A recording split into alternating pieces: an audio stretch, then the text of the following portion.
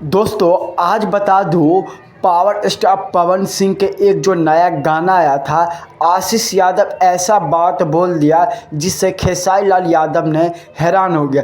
उनसे पहले दोस्तों एक बात बता दूं, हमारे चैनल पर पहली बार वीडियो देख रहे हो तो चैनल को सब्सक्राइब करके रखिए, क्योंकि भोजपुरी के एक एक खबर सबसे पहले आ जाता है देखने के लिए। दोस्तों बता दो पावर स्टार पवन सिंह के एक हिंदी जो गाना आया था फिलहाल इस बीच में, जिसे आप लोग इसके एक्टिंग देखोगे, डांस देखोगे तो काफ़ी गजब किया था। और इनसे पहले दोस्तों बता दो आशीष यादव पवन सिंह भैया का क्या बोला था।